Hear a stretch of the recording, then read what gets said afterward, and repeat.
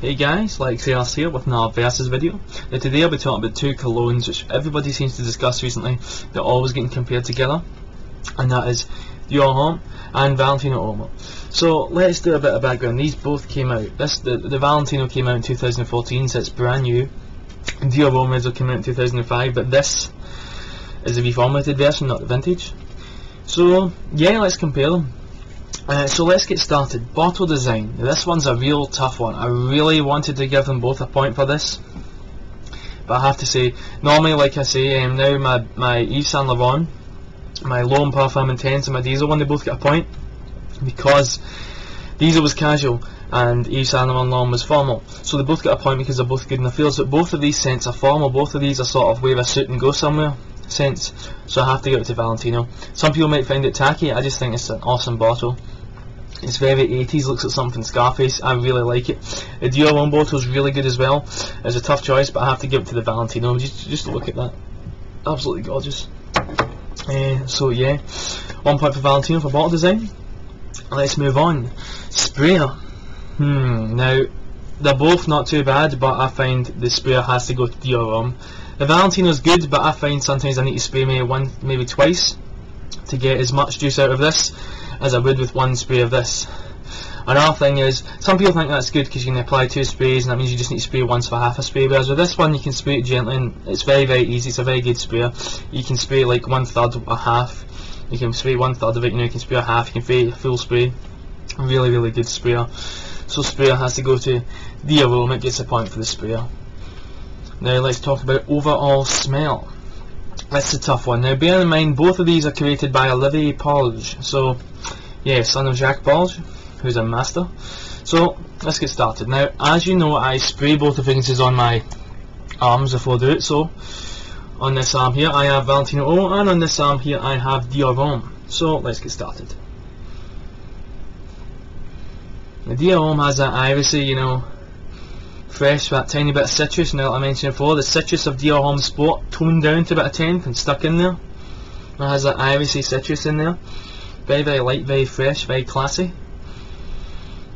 Now the Valentino Uomo is kind of the same on initial spray, but it's a lot darker. In fact, my nose is starting to get used to them, so now it got to the point where it was olfactory fatigue. If I sprayed this on and sniffed it, then sniffed this, it felt this was dead light because my nose is sniffing some of the ingredients of this, but now my nose is sort of used to them. It can tell them apart a lot better. That's why I waited to do this video. Right off the bat I get this darkness in Valentino. It's like a dark, difference wise it's like a dark vanilla leather, like a smooth creamy leather, almost like one of those biscuits they give you with coffee. Now the caramelised ones, the big sort of wafer ones, and the caramel in them, the luxury ones you get at Starbucks, it costs you $3.50 like that, a lot darker, whereas the Dior Homme's a lot more fresher and light. So they're both really good scents, but I have to give it to Dior Homme. I like this one more than this. I mean, I really like them both, but this one, if I had to choose between two of them, it has to be this. So Dior Homme gets a point for smell. So far, Valentino gets a point for bottle design, Dior Homme gets a point for sprayer, and a point for smell. Now let's move on. Lasting power. Now this one's a bit dicky, but I'm going to, like you know, lasting power is skin chemistry, so I'm just going to judge it on my skin. On my skin, I get 6 to 8 hours, roughly maybe about 6 hours with Dior Homme. I get maybe 1 or 2 hours projection, it starts to really mellow down and hover above the skin by about an inch, and then becomes a skin scent after the 3rd hour. Valentino Uomo, it's weird to me. I get about the same. I get sometimes 6 hours to 8 hours, but projection wise, it's not as strong by far as Dior Homme.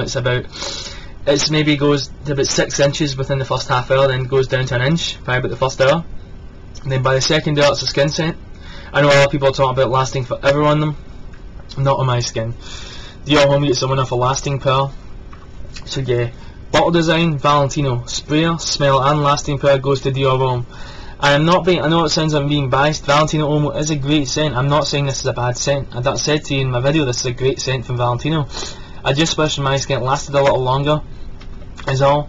And I like it dark, so I can wear Dior Homme during the day, but you could rock this during the night. You might need to if you like me, it doesn't last that much, you might need to overspray a bit, but yeah, overall, Dior Homme is the winner. So yeah guys, thank you for watching. I know a lot of people have been discussing these two scents. I hope this video maybe answered a few of your questions. So any questions you have, please leave them in the comments.